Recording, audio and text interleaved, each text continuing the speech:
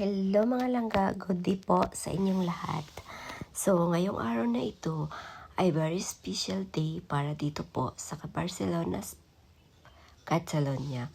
So as you can see, maraming mga tao naglalakad dyan sa plaza na iyan kasi nagpe-prepared sila para sa concert mamayang gabi.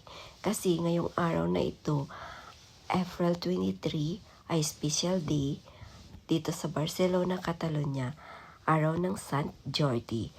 So, yung Sant Jordi dito sa Barcelona ay para po siyang Valentine's Day dyan sa Pinas.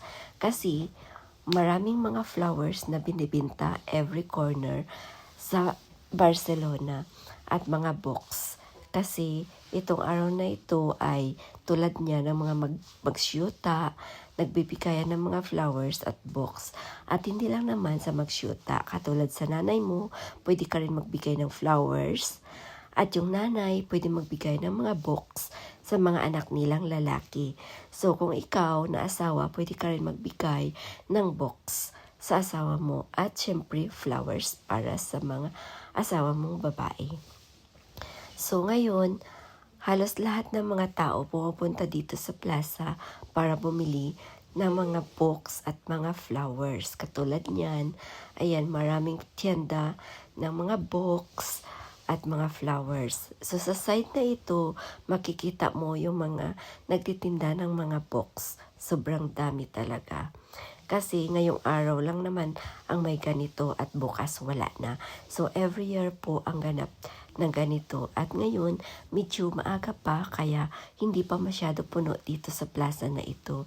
Pero mamaya after ng work ay punong-puno na po ng tao ito. Halos wala ka nang matadaanan kasi punong-puno na yan para bumili sila ng mga box at mga flowers.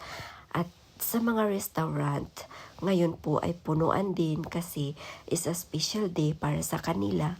Sila po ay nagdi-dinner dyan sa labas kasama ang kanilang mga family or silang magsyuta para mag-date, diba? Kasi nga, special day para sa kanila. And take note, dito lang po yan sa Catalonia. Wala po yan sa Madrid o sa ibang part of Spain. Dito lang po yan sa mga Catalonia. So as you can see, kahit mga matatanda, bumibili din. At hindi lang naman red na flowers, mayroon din namang blue, yellow, white, at marami pang ibang kulay. Katulad niyan, sobrang dami. Pero mostly, marami talagang red. At katulad dyan, napakalaki ng rosas na nilalagay nila sa labas. So, anyone pwede magpa-picture dyan. So, yun lang po mga langga. At sa susunod pang ganap dito sa Barcelona, Spain, papakita ko sa inyo. Bye!